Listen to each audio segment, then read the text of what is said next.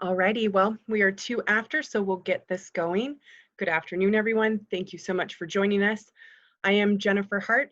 I'm the Southwest representative on the National Association of Conservation Districts Forestry Resource Policy Group. Welcome to Districts Providing a Boost to Pre-Fire Efforts session. This session will demonstrate how conservation districts are helping communities reduce the risk of catastrophic wildfire through planning, partnering, and implementation. We are pleased to have with us today Robb Sgroi with the Teton Conservation District and Azalie Welsh, as well as Kelly Sheen with the Trinity County Resource Conservation District. This will be a 50-minute session and it will be recorded for posterity.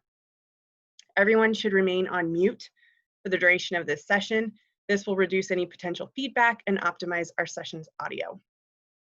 There will be a question and answer session immediately following the presenters. So please enter any questions that you have in the chat function. At any point while they are speaking, we encourage you to enter those in so that we can get right into that question and answer period.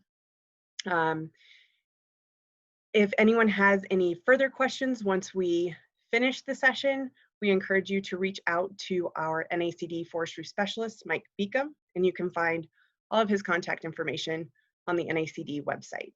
So just kind of getting into the topic of wildfire. Wildfire continues to threaten our communities, as we all know, across the United States, and especially for those of us out in the West. We're familiar with that smoke-filled air every year. And in recent years, we have seen an increase in not only the frequency of those fires, but also in their severity. This has made planning for these fires a major focus in many communities, and conservation districts are really coming to the table and playing a vital role in this endeavor. Our National Association has been focusing on efforts regarding wildfire, everything from closely following changes in national wildfire policies, all the way to our recent grant that we received, where we will be hosting wildfire discussions throughout the US. Those were kind of postponed due to COVID, but they are definitely still going to happen as soon as we can convene a group together. And those are going to look at what folks are already doing and have discussions about what could possibly be done in the future.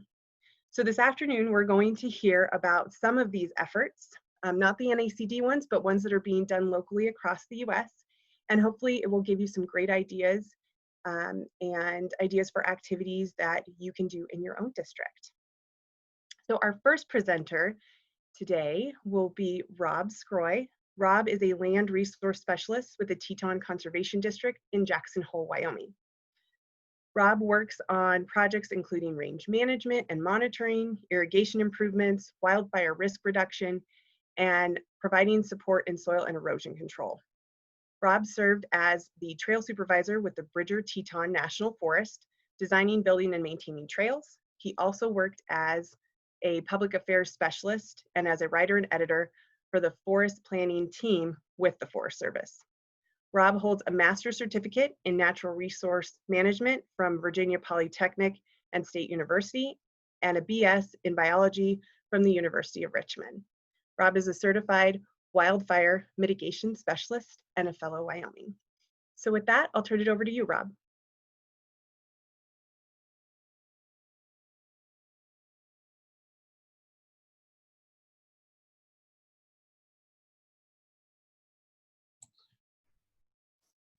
Robb, you're still on mute. Thank you very much. Jennifer, thank you so much for that introduction. Mike, NACD Resource Policy Group, thank you so much for this opportunity for one conservation district to give its perspective on programs we're offering in the realm of wildfire risk reduction. Jennifer, I'm going to go to screen sharing, and if at any point something's not working, please let me know, but I'll try to start sharing my screen right now.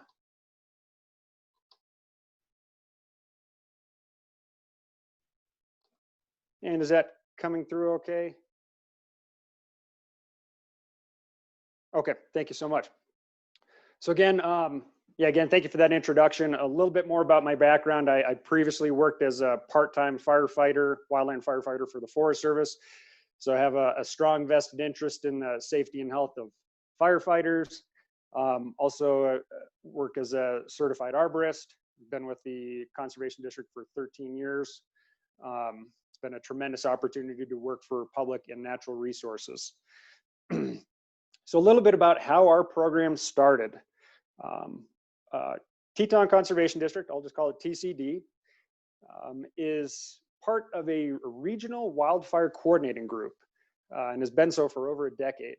That's a group made up of public land managers, Bridger Teton National Forest, Grand Teton National Park, our Wyoming State Forestry Division, our county's fire EMS agency, citizens, as well as forestry service providers. And that's been really key for our efforts in that is a very unified, high-functioning group that has come together really for the purpose of comprehensive collaboration towards community-wide wildfire protection through education, and technical review of fuels reduction projects, and long-range planning. In terms of what that planning is, really that's just that developing and revising our community wildfire protection plans. So back in 2013, that group, and specifically our county fire EMS and our Wyoming State Forestry Agency, approached the Conservation District asking if we would be willing to serve as the administrator of a Western States Wildland Urban Interface Grant, WSWUI grant. And my recollection is we were approached for a couple reasons, but one is because conservation districts are recognized as an entity with extensive landowner contacts through other programs. And we're also recognized just as non-regulatory agencies that help to advise on best management practices on private lands, kind of in a non-threatening, non-regulatory type of approach.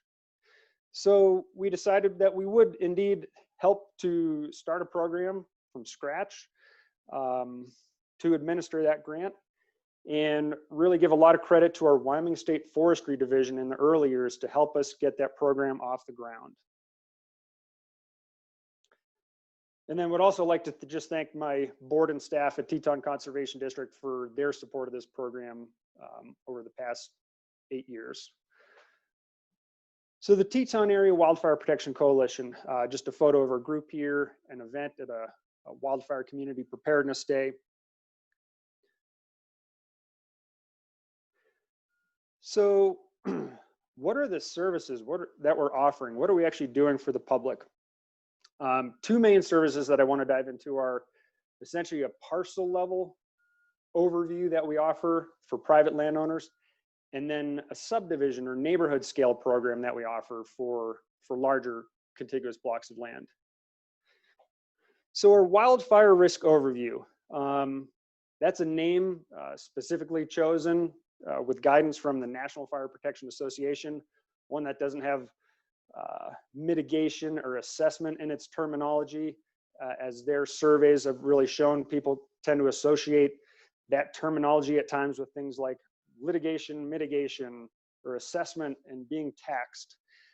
So our wildfire risk overview, that's direct face-to-face communication with landowners one-on-one at their property. And what we do is we look at both the structure and vegetation on a parcel. And the parcel scale is key because a landowner has so much direct authority and ability to control conditions and ability to make adjustments, barring some perhaps zoning regulations. But there's a lot of ability to make change in that scale. So that face-to-face communication, we're really verbalizing, directly communicating a lot of our recommendations to those landowners. And then it culminates in the development of a written report for that landowner also. Now, the basis for these recommendations, we've agreed with our TOPAC, our larger coordinating group, that the National Fire Protection Association FireWise standards, the 1144, 1141 standard books, are really the scientific basis for the recommendations that we make. So I'd like to just take a look. The next 2 pages are an example of the reports that we produce. The key things here, we're looking at 3 vertical columns, are labeled criteria, results, and recommendations. So the criteria, just an example is, hey, what does a crown spacing look like in this zone? Is a crown spacing less than 12 feet? And then the next column, the results column, in this case, we said yes. So in the third column, we have recommendations. Specific recommendations for what to do with aspens or more broadleaf trees, and then specific recommendations for conifers. So here on this page, we've got 3 ways we're trying to communicate with people. One is just some narrative, just a written recommendation. The second, just below where you see tree spacing, is a diagram. This is direct from NFPA's Firewise curriculum. And it's showing the zone we're looking at. And that zone is 30 to 60 feet out from the main walls of the structure. And it's ocularly, very visually showing what should that tree spacing look like. And then the third way we're trying to communicate with the landowner here is just through pictures of their actual property, their site. And we heavily annotate these pictures with red circles, red polygons, just to really emphasize what are we talking about, removing, moving, modifying, pruning, things like that. So I'm going to go to the second page here. And again, this is more of the same of that narrative, photos. And just at the bottom here is a diagram that we developed with a local creative agency, just trying to show before and after of our recommendations for a road corridor and what it would look like after you've met the standards that we've recommended to folks.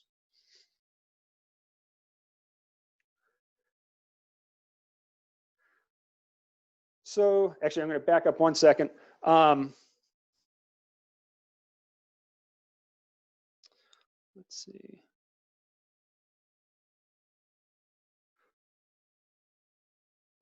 Okay, so moving forward, want to get a little bit into the demand for services and trends that we've seen over time.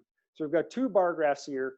Bar graph on the left, what we're looking at is the number of overviews, those personal contacts, kind of one-on-one communication at the parcel level with landowners that we've seen since the inception of this program. So in 2013, it was a bit of a struggle to get this program off the ground. I think we worked with about 15 people. A lot of those were friends that I was calling to ask them to ask me to conduct an overview, and some reluctantly agreed. Around 2018, we started to see a large uptick in demand. And I really attribute that to a few things. At that time, we had a lot of media coverage of wildfires in California. We had smoke in the air, a lot of particulate matter in the air here, which was visible. And then in addition, that year, Wyoming had a fire in an adjacent county, Sublette County, which resulted in the highest number of structures lost in our state's history, which might sound like quite a small number for other folks, but 59 structures were lost. So that put this on the radar of a lot of people and resulted in an uptick in interest. Bar graph on the right here is wildfire risk reduction projects completed. So these are projects that were completed over time by landowners on private land. And this shows both partially completed projects and fully completed projects.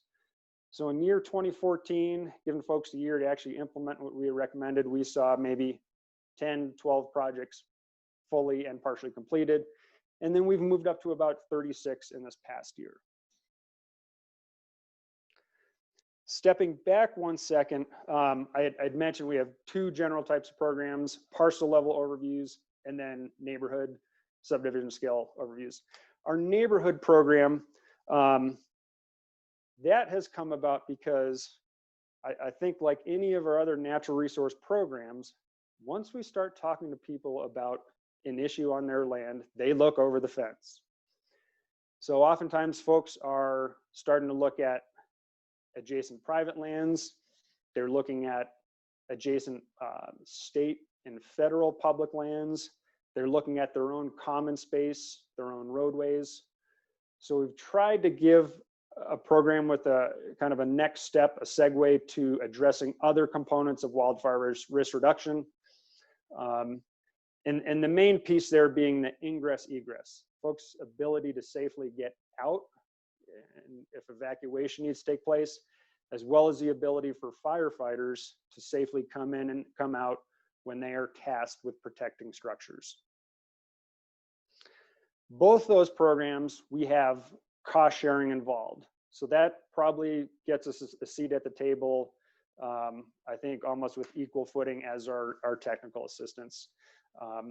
For our parcel level program, we offer a 50-50 match, dollar for dollar, up to $3,000 per landowner to implement their tree pruning, tree removal, dead and down removal, standing dead removal. For our neighborhood program, or kind of road corridor program, we offer up to $6,000 over a 2-year period for landowners, just to help get them over the hump and help them complete and accomplish projects and incentivize those projects. Another piece I'd like to just briefly mention, with our wildfire risk overviews, we've gone through a lot of evolutions of how we actually collect information in the field and then get that to the landowner. What we've done most recently is worked with a software company out of Sheridan, Wyoming called Agterra. We've developed a form and we collect information that pulls from those conditions and recommendations of the structure and vegetation. That's collected on a tablet and then allows us to produce a nice electronic document for the landowner. Really, that's helped us improve accuracy, improve completeness.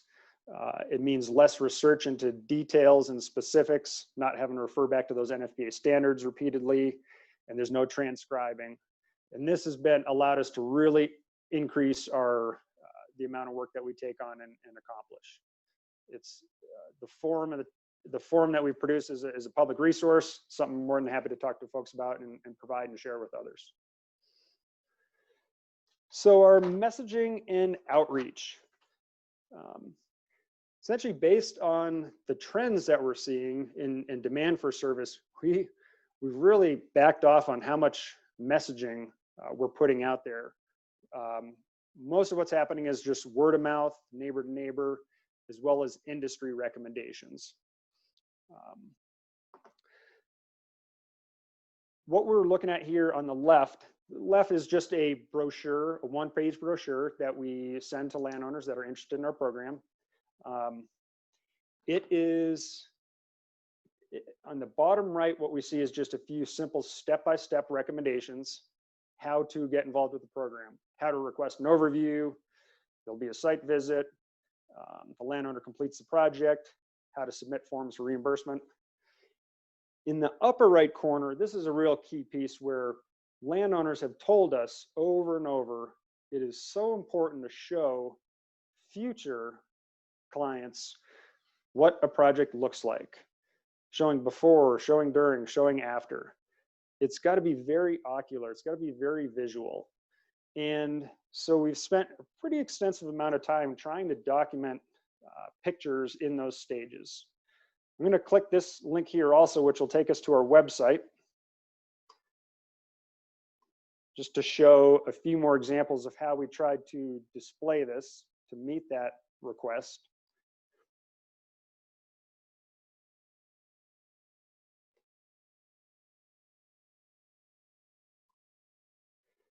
So again, at the bottom, we'll see just a label, simple label, before and after.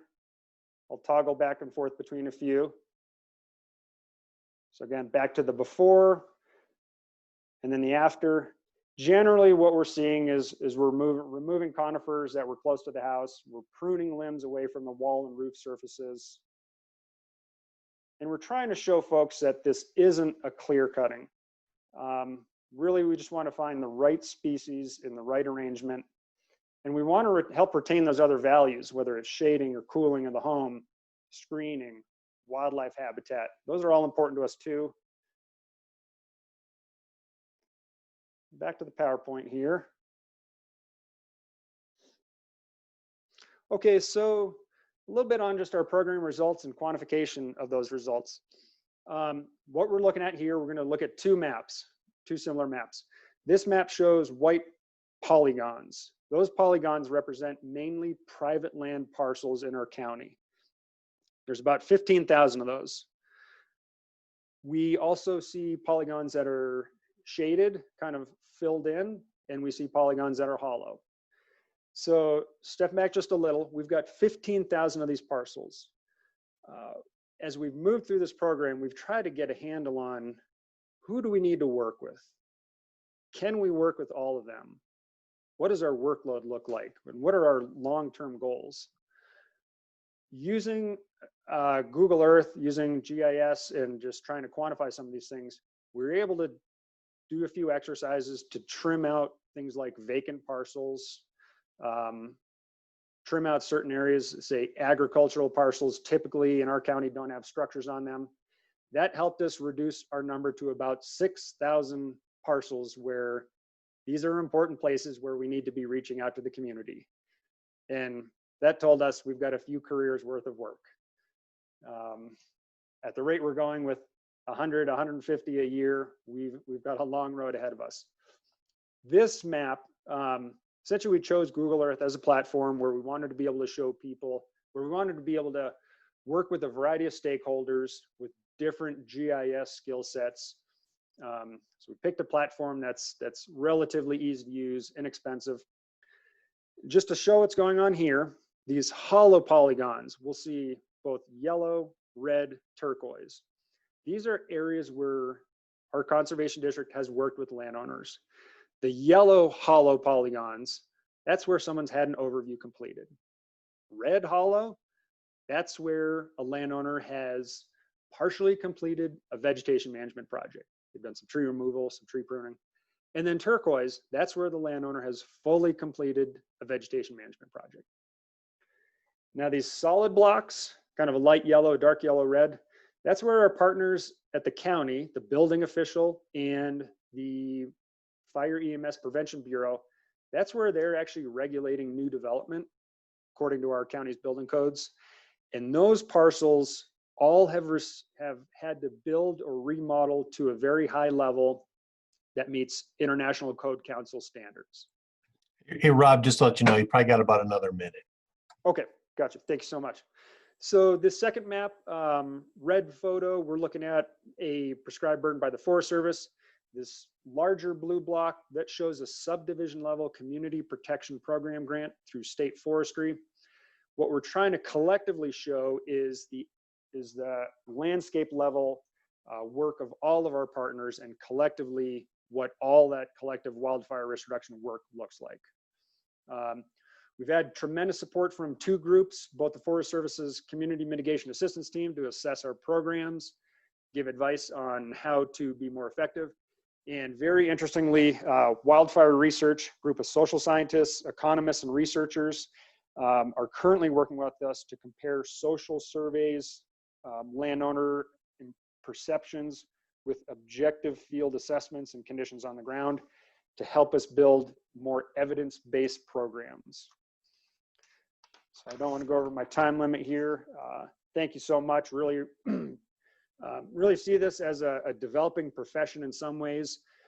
We have contracted with folks to deal with our expanding workload, and I think just one little observation.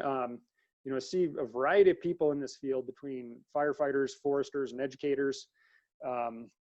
And I think it's a combination of all those skill sets that helps us be effective in working with the public to deliver services, and building on the profession and working with all of you, I think is critical. And appreciate the chance to work with you today here.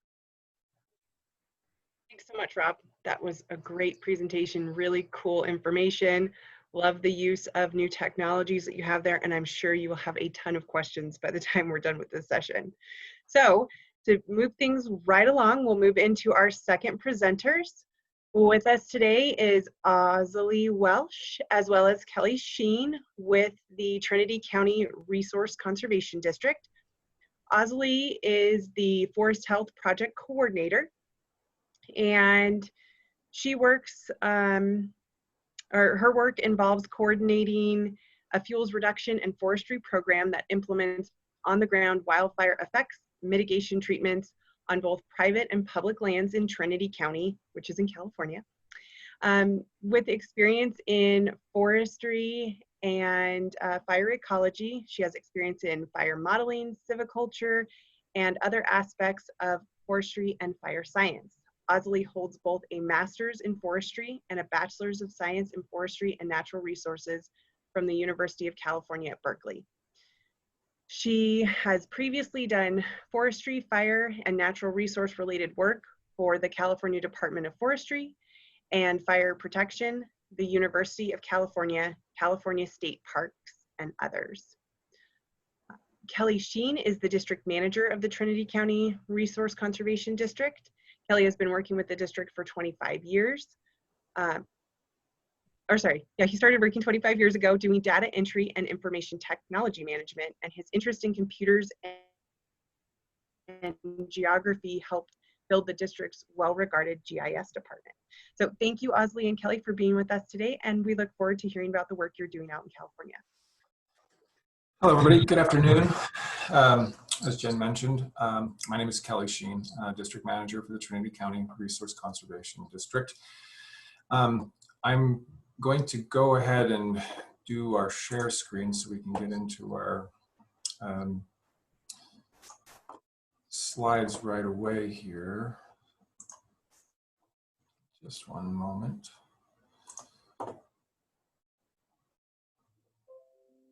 Okay. Is everybody seeing this? Okay. Let's see.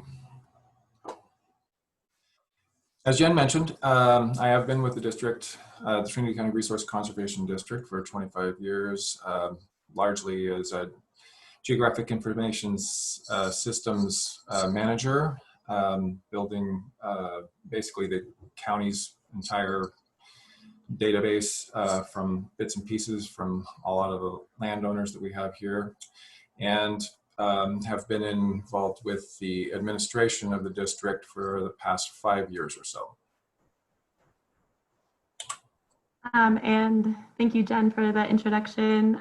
Again, my name is Azalie Welsh, and as Jen said, I'm a Forest Health Project Coordinator here at the Trinity County RCD.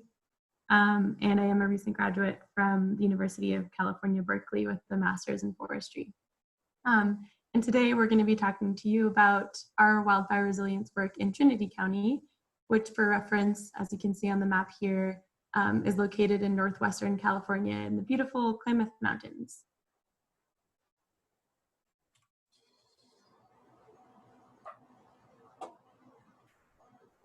So a little bit of an outline of where we're going to go today with our talk.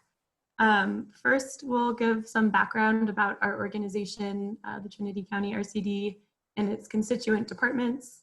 Then we'll talk a little bit about why we do the wildfire risk reduction work that we do, kind of the motivation behind that. And then we'll dive right into describing our wildfire resilience work, which includes planning, implementation work, and then wildfire related education. And then, of course, in the end, in the Q&A session, we are happy to answer any questions that you may have. The Trinity County Resource Conservation District was formed in 1956, and we are somewhat of an atypical district in that approximately 75% of the land base of our jurisdiction is in federal land holdings, primarily BLM, Bureau of Land Management, and the U.S. Forest Service. The remaining 25% is broken down into about 10% of private landowners, and the bulk of the remainder is actually in industrial timberlands. As you can see from the image, we have as many areas in the West are sort of structured. We have a grid of what they call a checkerboard of land holdings between largely industrial timberlands and federal land management. Our organization also is somewhat unusual in that because of this, we had worked for probably 30 years with just simply a board. We have no actual standing employees.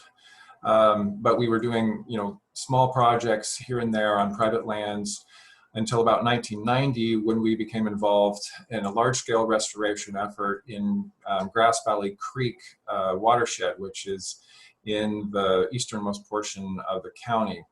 And that project was basically the catalyst for the development of many of our programs, including road restoration, which includes upgrades, culvert upgrades, road decommissioning, our revegetation program, which has largely been involved in restoration efforts and watershed level restoration, as well as during this time, as I started this, as I mentioned earlier, we had GIS and basic data collection that we had done, as well as monitoring for the projects that we were working on, and then education and outreach that was mostly to educate the public for many of these larger scale programs, and that's grown into all sorts of environmental education programs.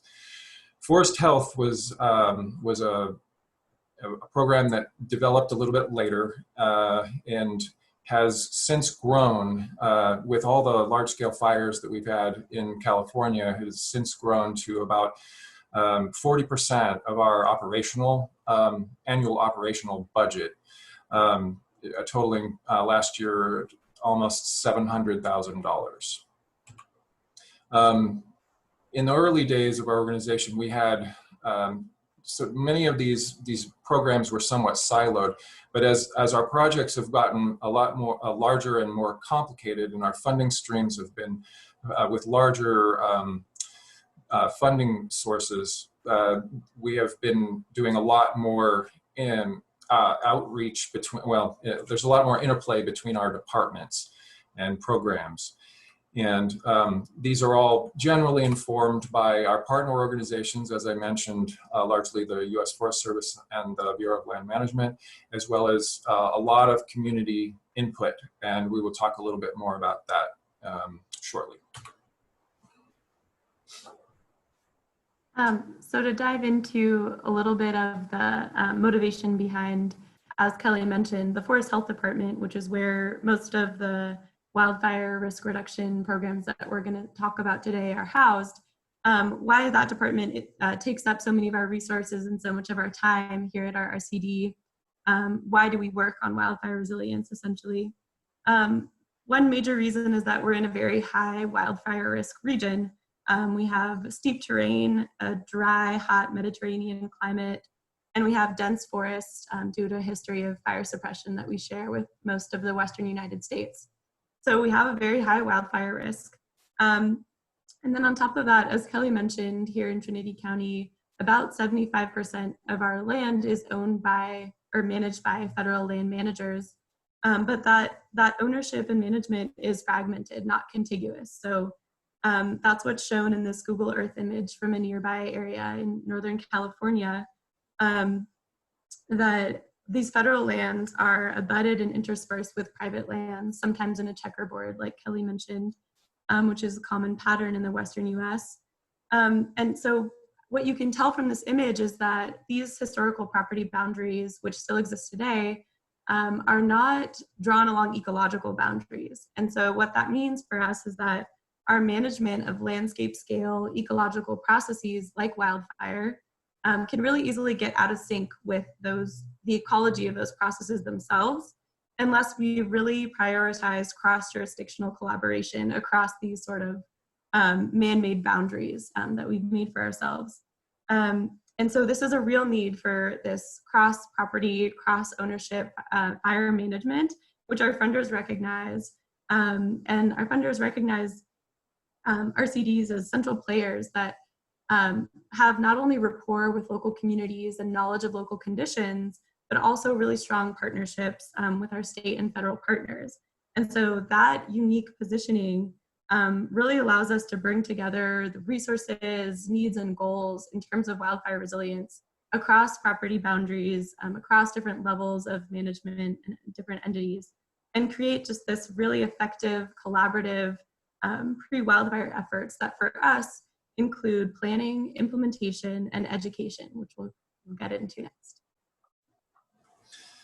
So on the planning side, our district, as I mentioned, in about 1990, our county was affected by at the time, one of the largest contiguous wildfires that we had seen in the state, called the Megram Fire, which burned on the western border of our county and threatened several of our downriver communities.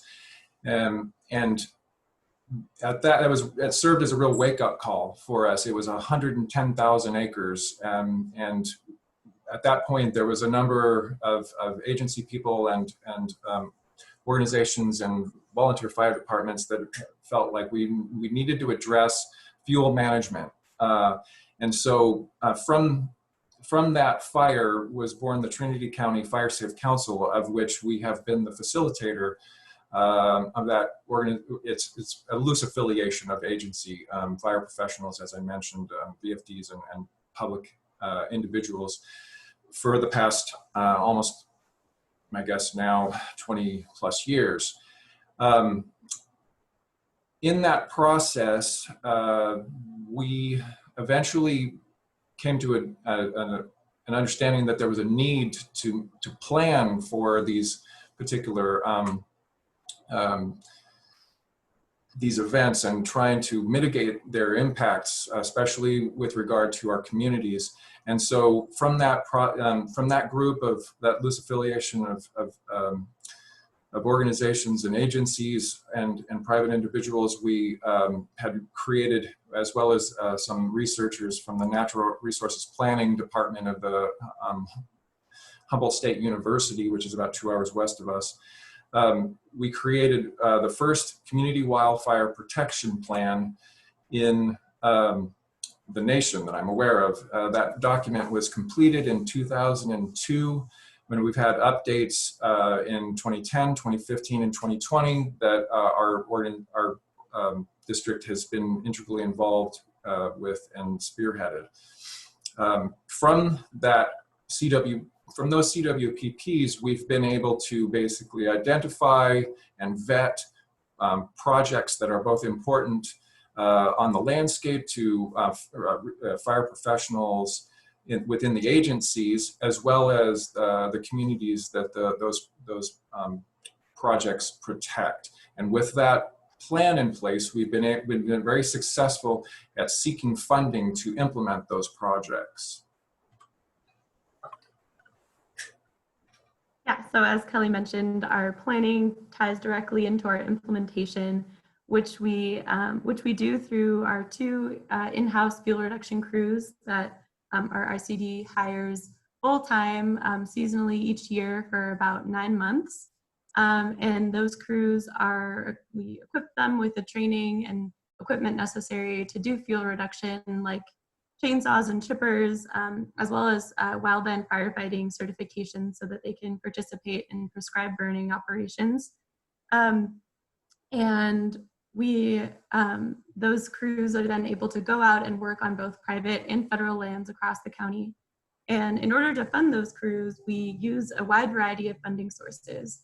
So for example, in 2019, our funding sources included federal sources, like the United States Forest Service and the Natural Resources Conservation Service on private lands, as well as state sources like our State Department of Forestry and Fire Protection, and private and local sources like our own county, the County of Trinity.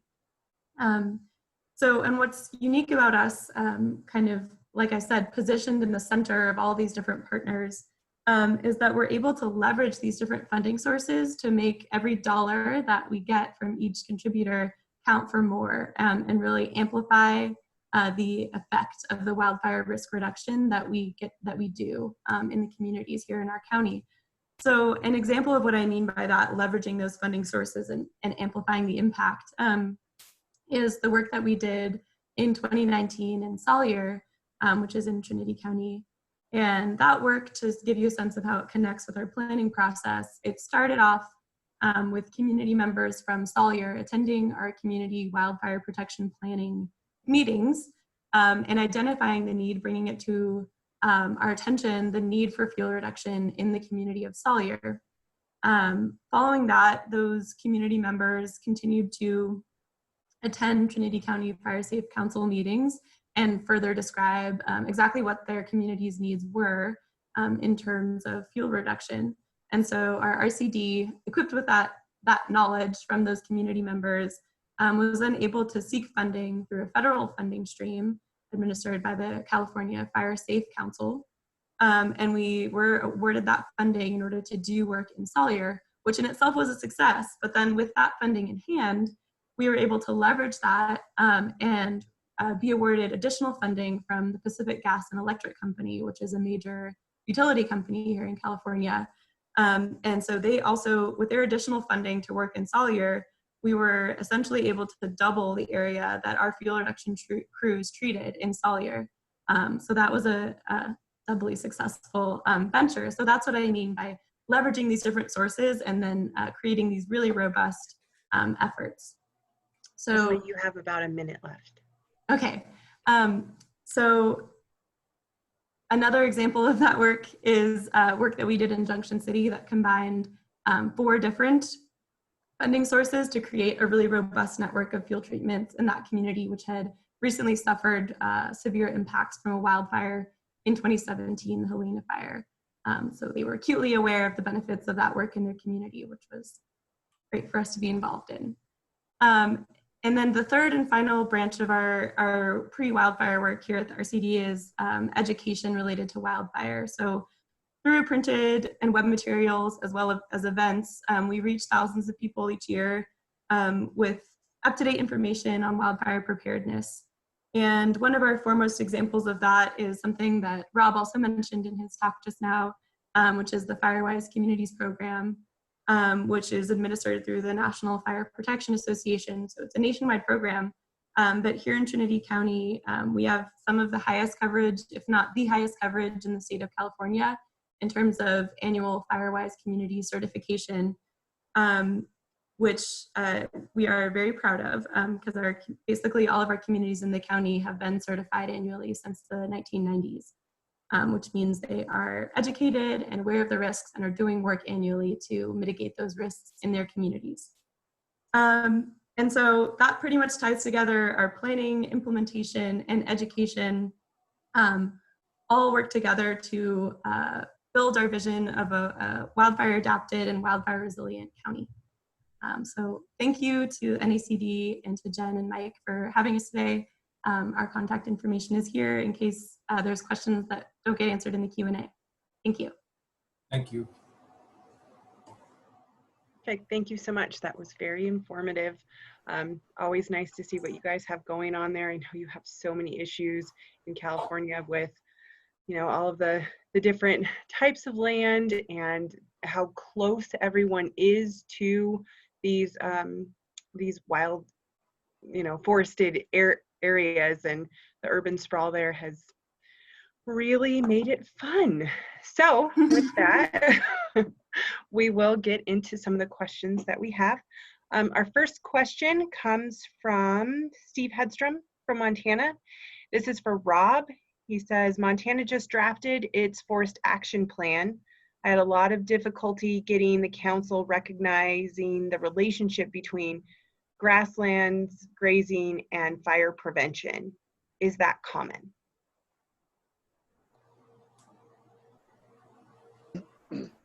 That's interesting to see that there's difficulty in understanding the relationship between grazing, reduction of fuels, and then fire prevention. I don't feel like I can speak on a Western level or national level as to whether that is or is not common. I would say that at least locally in our area, it is a consideration when it comes to both private land management as well as federal land management. That benefit is recognized of grazing on the landscape and the reduction of fuels through that practice. Perhaps Kelly or Azalie would have more of a thought on their area. For us, because we have very little agricultural land in our county, it hasn't really been an issue. A lot of times, the folks that are involved with ag are working with NRCS, and they oftentimes have a fuel management plan component to their planning efforts and to their stewardship plans. So it's for us, it's kind of one and the same. It's just, we do actually, there's a fair bit of prescribed fire that gets done in some of the ag lands and adjacent to some of the forest lands, but it's, they're not considered, separate or segregated in any way. It's oftentimes, they're sort of part and parcel and worked together.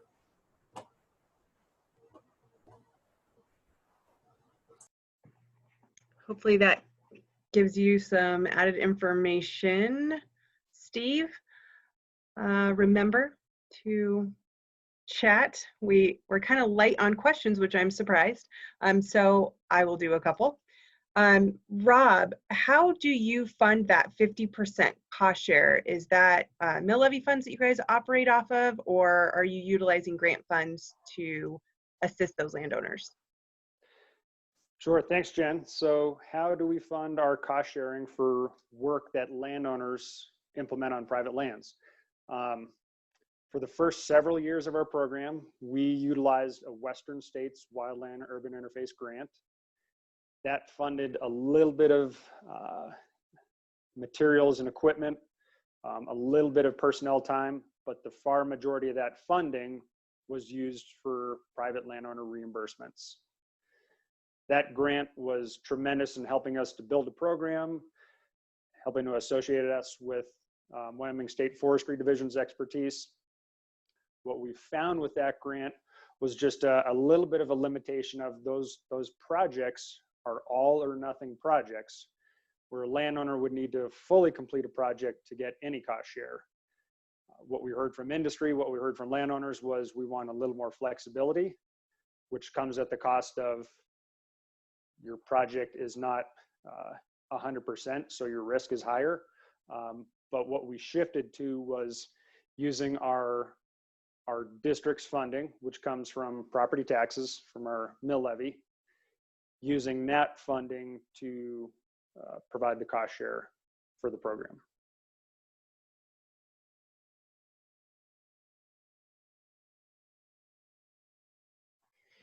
Thanks, Rob.